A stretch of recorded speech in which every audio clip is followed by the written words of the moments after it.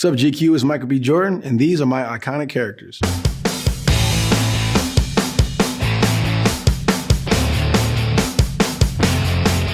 Well, look at them. They still buying it, though. Yeah, they buying twice as much and only getting half as high. Yo, what was that? Castle can't move like that. Yo, Castle move up and down or sideways like. Nah, we ain't playing that. Man, look at the boy playing checkers. Checkers? Yeah, checkers. Yo, why y'all playing checkers on the chess set? I played Wallace on The Wire. I was maybe 15 at the time, coming off of this movie, Hardball. I had auditioned for Alexa Fogel in New York, and I originally auditioned for Bodhi. And they brought me in for like 2 or 3 callbacks. And they basically said, oh, look, you're too young to play this role, this character, but they brought me back in to play, to audition for Wallace. And I ended up reading for Wallace that day. And I ended up booking the role. So that's how I got cast in The Wire.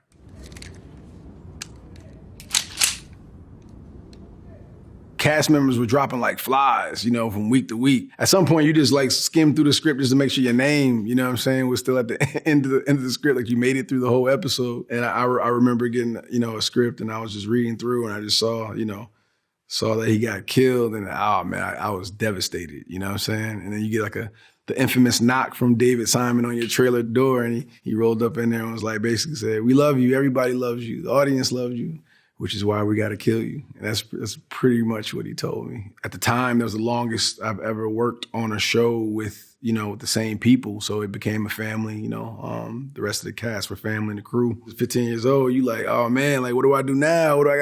What's next? And I was really, really sad at that time. I think it was incredible. The Wire opened up so many doors for me. I think at the time when the show was coming on, when it was on air, you know, it wasn't as popular.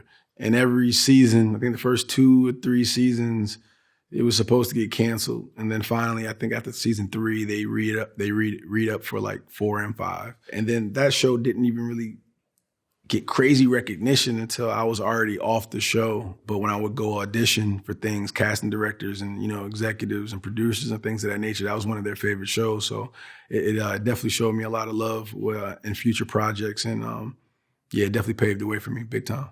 I would love to see that just remain, you know, without a reboot, without a recast, any of that stuff. Just leave it where it is. I mean, maybe I'm biased because I'm a part of it, you know what I'm saying? I don't want to see The Wire rebooted at all.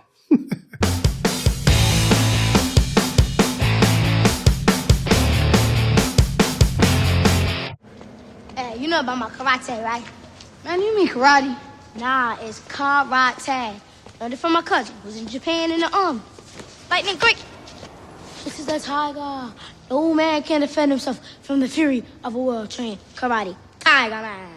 Yeah, Dre, a tiger. Okay. Playing Jamal in Hardball, you know, that was my first like major movie. I had to travel to you know, and I lived in a different place. I was in Chicago. Brian Robbins was the director of that. And Keanu was awesome. He was a great role model. He gave a lot of advice and wisdom. I remember one time he took us all out to dinner and I guess he had finished shooting The Matrix, but he had brought Lawrence Fishburne with him to dinner, you know, and got a chance for all of us to meet him and ask questions and talk to him, which was extremely generous and thoughtful for Keanu to even like put that together. But I remember that making a big, you know, impact on me when I was young. Pitch the ball. Shut up. What, hit me? I've seen Keanu out, you know, a few times over the years, and every time he sees me, he says, hey, what's up, Michael? You know, it's always a lot of love. He always tells me that he's proud of me, you know, and proud of the things that I've done, you know, up until this point, and always encourages me to keep going and do more. So he's one of those special guys that I'm glad I got a chance to know when I was super young. And yeah, that was just the beginning for me, you know, that kind of another one of those projects that kind of kicked me off and put me in the right direction. Yeah, I mean, that's where I met one of my best friends, Sterling Brim, you know, Stilo. And he was one of the kids on the baseball team, one of the local kids that got casted as the rest of the Cucumbers. And it, you know, started off as a, you know, competition, you know what I'm saying? It was like, and we all had afros at the time. He had a crazy fro, you know what I'm saying? It was like whose hair was longer, like everything was a competition, you know, who's the better hooper, video games, all that stuff. So that was like one of my, you know, earlier, you know, friendships, you know what I'm saying, that kind of lasted the test of time. And, you know, we still, you know, best friends to this day.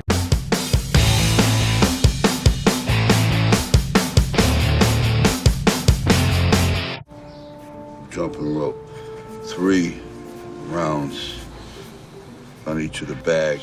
When you get to the heavy bag, just don't keep throwing your hands because you can hurt them. It's also about using your legs, right? And then 5 rounds of shadow. OW. It's a W, boxing. Boxing, yeah. And that's it. Play Adonis Creed in Creed. You know, me and Ryan, we were getting ready to start rehearsals for Fruitville Station. We didn't even shoot a frame yet. And he pitched me the idea for Apollo Creed's son, you know, a spinoff. No hesitation. I was like, yeah, cool, let's do it. Like, let's go. Like it was that simple. I didn't think about it much at all. And I had already had a great feeling about Coog in general, you know, because you know, just this process. And when we first met, it was just like, you know, brothers linking up, you know. So it felt right. And, you know, as a director, having somebody for the first time in my career really like champion me through, you know, that really believed in me and believed what I could do. He was like, all right, cool, we're gonna shoot Fruitville. And then right after that, we're gonna shoot Creed. And it was like, all right, let's do it. So I didn't even really think about any of the other, you know, I guess baggage or things that, you know, carry on from previous movies or franchises. I looked at it as an opportunity to kind of start something new and do something different.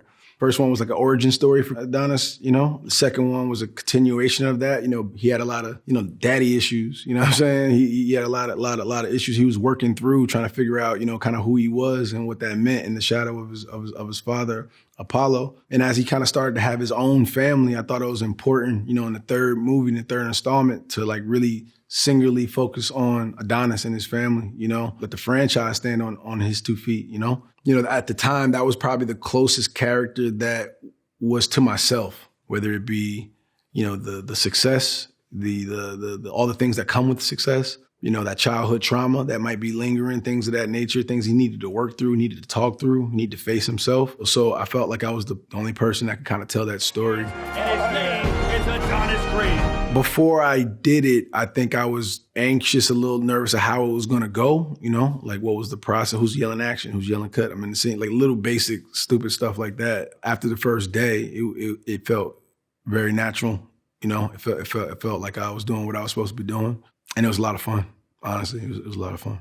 You know, the fights was something that I kind of been imagining for a long time, you know, so that was the one part of the movie that I wasn't really nervous about. I had a pretty clear vision on what I wanted to do with that and how I wanted to incorporate my love of anime into that. You know, usually in anime, when you got 2 characters that are like fighting to the death, inside themselves, they're having a very quiet conversation. They're having a very emotional one. And it usually takes place in like a void. You know, it's either all black or all white or just void of anything, where these 2 characters kind of exist and they could kind of communicate. And the 2 characters between, you know, Adonis and Damien, they wouldn't be able to talk about their issues as characters. So they had to go to this void in order to kind of like, you know, to figure things out. And it was through fighting. You know, our movie, Creed 3, was a quadrilingual film. Is, you know, you had English, Spanish, ASL, and then fighting would be our 4th language, you know. So they they communicated through their fists, and that's why, you know, that's why the anime element kind of came into the mix. And the void exists in so many different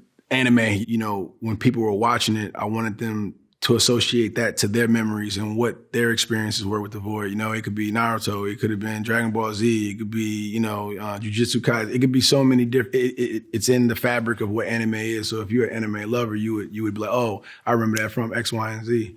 Jonathan had like a passion and an energy, like when he walked on set, I think an honesty and realness that was beautiful to watch, man. He understood the dynamic between the 2 of them. It just commanded respect. And it also created so much tension between Adonis and Damien. But there's a vulnerability in there. It's a you know, it was a hurt. It was a softness that he had. You still felt for him. I think the most interesting antagonists are the ones that you empathize with and you kind of understand why they are the way they are. You know, not at first, but, you know, throughout the film, you kind of get a little bit more of why they're doing what they're doing. And I felt Jonathan played that perfectly. Yeah, the 4th one eventually. Not sure when, but we left that door open to build on that franchise. My thing is like, I don't want to make a movie just to make it. Give it a little time to breathe, make people, you know, want it, miss it a little bit. And then when the time is right, I'll drop in and do another one.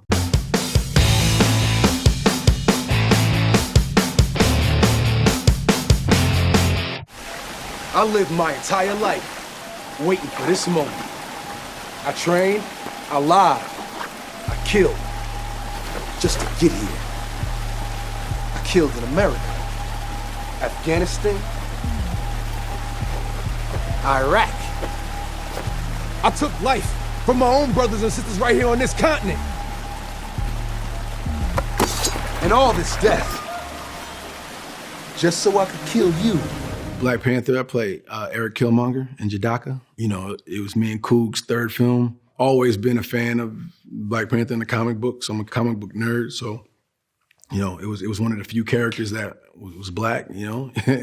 As the Marvel movies were coming up and you're growing up and you're watching them, you know, as an actor, you know, you want to play in that world. You want to be a part of that universe at some point. You know, there's only a handful of characters that you could imagine yourself actually playing. But they cast Chadwick first, and then Coog hit me, and then we talked about Killmonger, and it was like, all right, bet, like let's get after it. At that point, you know, the trust was already established. The relationship just kept getting stronger and stronger from project to project. I knew the conversation that he wanted to have throughout the film, what I thought was an important one, especially between, the Black American and the African diaspora, you know what I'm saying? And that relationship and that conversation was an important one that needed to have. Your weapons. Our weapons will not be used to wage war on the world.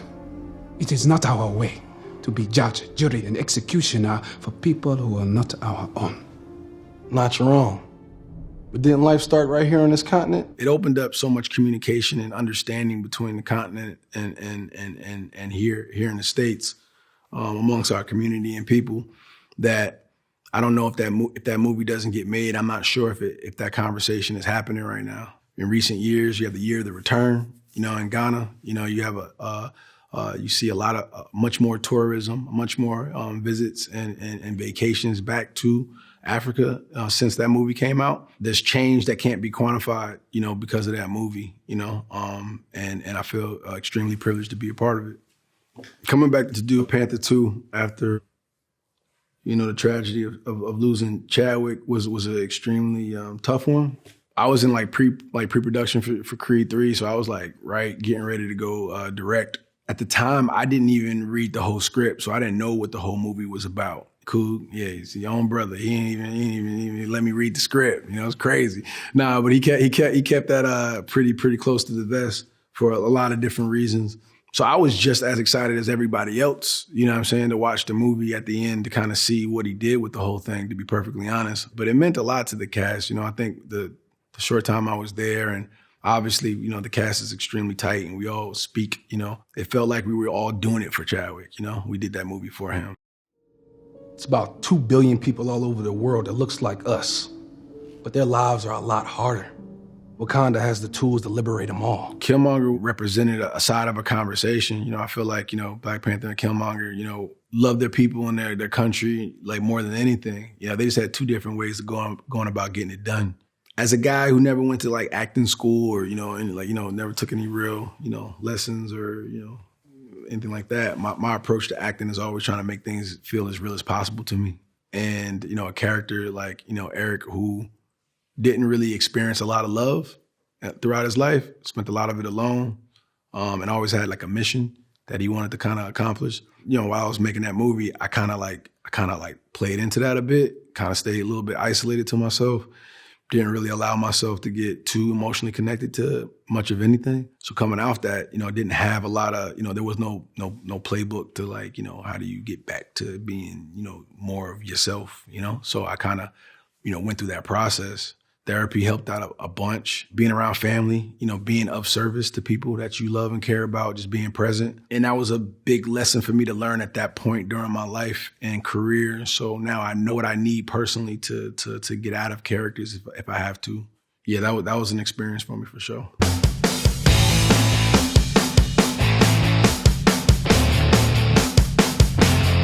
We played freeze tag today. Really? Did you win? They couldn't catch me. Think you fast, huh? Think you faster than Daddy? Really? I played Oscar Grant in Fruitvale Station. It was the first time that, I got offered to play a leading role. I was still unsure a little bit or figuring out like what kind of like career I was going to have. What type of actor am I going to be? Is it a character actor? I'm only in ensemble movies. But now I want to see if I can actually carry a film. So that was the first one. It also opened up a lot of doors for me. That movie meant so much to so many people, around the world, but specifically to the community of Oakland and his family, and his friends who lost Oscar. That's how I got to know Oscar, was through the people that knew him the best. That was a transformative experience as well, on a human level. A young black man at the time, I think Trayvon Martin had just got killed right before I got casted in that. And I remember feeling extremely frustrated and not really knowing how to express myself in a way that I felt was productive. I prayed and wished that I could do it through my work and through my craft. And I was just coming off of Chronicle at the time. And then Coog reached out, got the script to me, and I just knew that it was kind of meant to be, because the way I was feeling as a person, that was like my way to say what I had to say.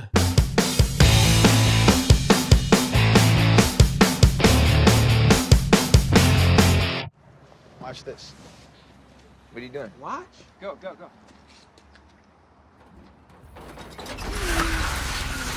What?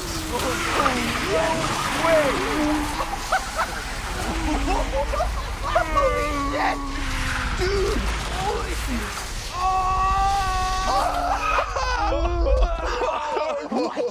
What? Do that. Did anybody see? Oh, Steve Montgomery for president! Oh! I play Steve Montgomery in Chronicle.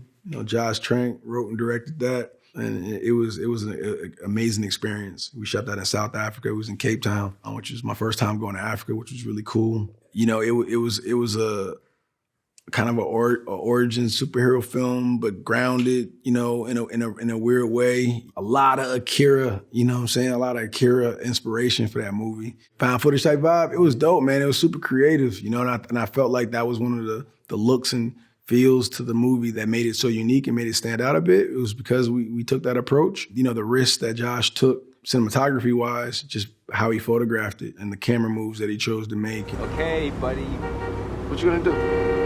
Help us, this guy's problem. What are you doing?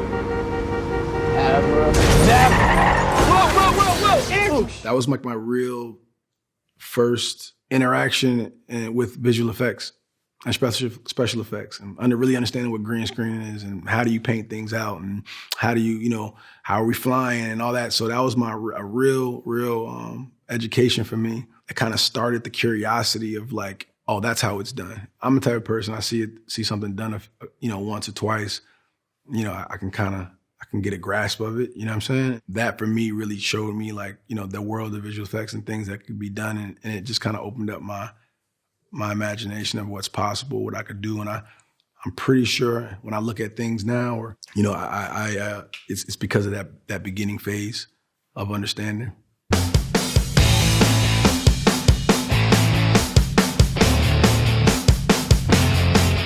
You're a Harvard lawyer who's moved to Alabama. You start taking on all these capital cases. People just want to know what your intentions are, I guess.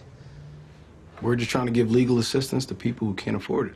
Well, legal assistance is one thing, but trying to put convicted murderers back on the street is something else entirely. Play Brian Stevenson, the honorable, the legend, doing God's work. Brian Stevenson is an incredible person. I feel like it was a story that needed to be told. I try to choose projects, a balance of things. I always want to make sure I'm doing something to push the culture, being disruptive in my own way, trying to get people to think differently, and to empathize with people. Working with Jamie was incredible. And Brie Larson, she was great. Destin was a phenomenal director. We had a great crew and cast, and just the whole family, that whole team to make it that movie was really, really, truly special. So that one is close to my heart also.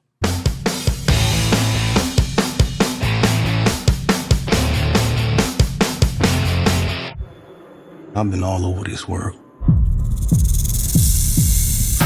I seen men die in ways I ain't even know was possible. Love you, brother. I play Smoke, Be careful. And I also play Stack. I will. Twin brothers.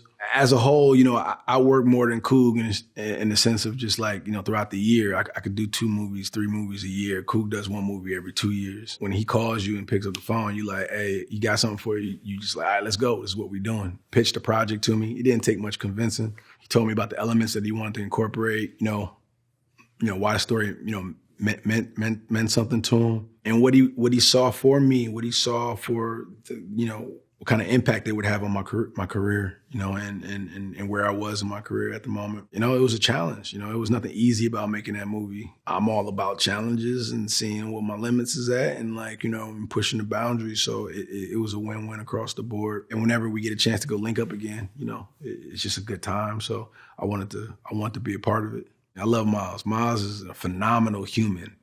Love that dude. He grew every day. You know, every scene, every opportunity, you know, he just got better and better as the movie went on. He has an incredible voice. You know, his talking voice is like, you know, is dope. But when he sings, it's like something else, you know, and you know, comes from a great family. His parents did an amazing job. You know, he's eager to learn. You know, asked a bunch of questions. The future is really, really bright for him. And I saw the film, what he did, his performance was amazing. Felt really lucky to be a part of his journey. So, you know, in the beginning, and however I can help, you know, he knows, you know what I'm saying? You know, I'm a resource for him. He can do whatever he wants to do. You know, he's already been, you know, on tour, you know, played in front of sold out, you know, arenas before and all that good stuff. But the kid's dedication to want to be great and want to be, you know, great at whatever he puts his mind to is something that is really, you know, it's really nice to see. I feel good with him. He's gonna be straight.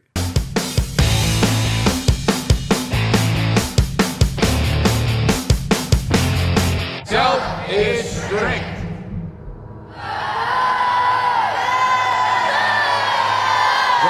Don't worry. These are for training purposes only, okay? Now, have any of you guys ever seen one of these bad things for real? We burned almost every physical book in the country.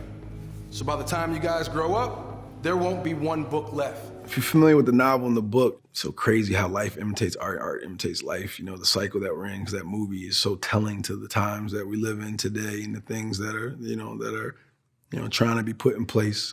But the freedom of education and knowledge and free thought, you know, was a big theme of that movie. And I kind of felt that movie and that character would resonate with people. I felt like us as a society, as people, we were headed in that direction. You know, almost like a cautionary tale, you know what I mean, to a few things.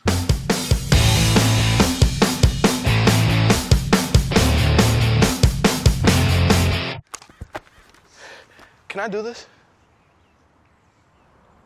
And you do what? I know how bad you want this. I can feel it, how bad you want to beat Dylan.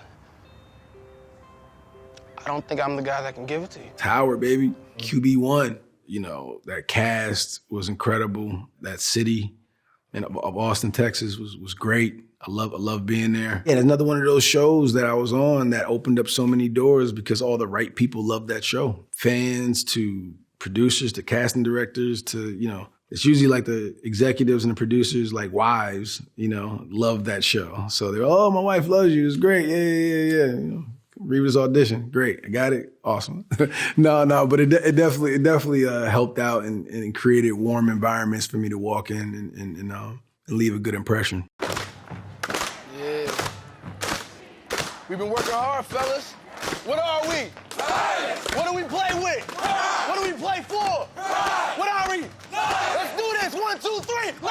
That show really taught me the fluidity of improv, guerrilla shooting. It felt like making an indie. You know what I mean? Cameras would be moving all the time. You know, Pete Berg would be yelling in the back while we're in the middle of the scenes, not yelling cut. It took away the preciousness of filmmaking. I had this relationship with production in a way that felt very professional and strict and, you know, rule and this and that and everything had a place. And I went down to Texas and we threw all that shit out the window. And it was like, improv, all right, throw a camera up here, throw a light up here. We shooting, let's do it. Wrong sound, all right, we'll get that later. It was really just taught me of like, you know, by any means necessary, get the shot, you know, and get what you need to get. That kind of appealed to me because, you know, it's kind of like how I am as a person. It's very whatever it takes. Like, it was like egoless filmmaking in a way. It was dope. Would you ever decide to pick up the series and bring it back and pick up where y'all go? Where we left off, that's tough. Like if it was a show that was going, like it was doing Friday Night Lights over, like the show, I would pop in for an episode or two. I would. I think I feel that way more than I do The Wire because I think I was a part of the original cast. I think the fact that I came in season 4 of FNL, I feel like they did a reboot. I was like, all right, I can come get in this world. I'm cool with that.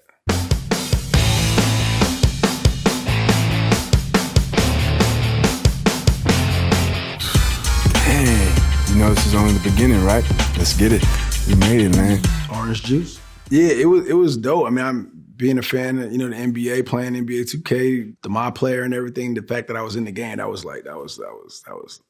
a moment for me for sure. I got a chance to help curate the soundtrack and everything. So that was tough for me. And then, the dynamic between like Justice and Prez was, I wanted everybody to feel like that was you and your best friend. That was you and your wingman, trying to take on the world, trying to, get to the league and get that big contract, get those endorsement deals, all of that. And obviously depending on your my player and depending on your style of play and what you chose, Kobe Bryant did the intro to that one, which was like really special to me because I got a chance to really like, spend a lot of time with him. And that's where we kind of forged our relationship and friendship. Rest in peace, Kobe, so that was a big one for me for sure. So it's like, where do you go from there? From that, Sinners, that's the next one. But as far as directing goes, this is Project Thomas Crown Affair that I've been obsessed with since I was a kid. Slowly been developing it, like kind of after Creed 1. I kind of discovered the property. It was over at MGM, and slowly developing it over the past decade or so.